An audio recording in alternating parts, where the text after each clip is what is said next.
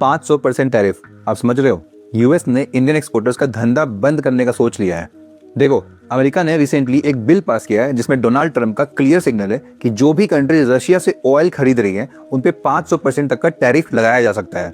अब 500% का normal tax नहीं होता, ये मार्केट से बाहर कर देने का तरीका होता है। इंडिया रशिया से ऑयल इसलिए खरीदता है क्योंकि वो सस्ता पड़ता है, इन्फ्लेशन कंट्रोल में रहता है और फ्यूल प्राइसेस मैनेजेबल रहती हैं। पर अमेरिका का मानना है कि रशिया इसी पैसे को इनडायरेक्टली यूक्रेन वॉर फंड करने में यूज करता है।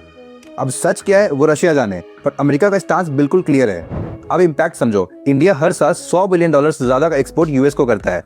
Textiles, garments, leather, goods, handicrafts, engineering products. America India का सबसे बड़ा एक्सपोर्ट मार्केट है। अब मान लो जो प्रोडक्ट आज यूएस में $100 का बिकता है, 500% टैरिफ के बाद वो $100 का प्रोडक्ट $500 का हो जाएगा। अब आप ही बताओ कौन बायर इतना महंगा इंडियन प्रोडक्ट खरीदेगा?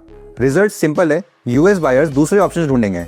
Vietnam, Bangladesh, Mexico, Turkey, orders वहां शिफ्ट हो जाएंगे और Indian exporters, specially small exporters, उनके लिए तो ये सिचुएशन बहुत डेडली हो जाएगी। छोटे एक्सपोर्टर्स के पास न तो मार्जिन होते हैं, न कैश बफर, न इतना टाइम होता है कि एडजस्ट कर सके।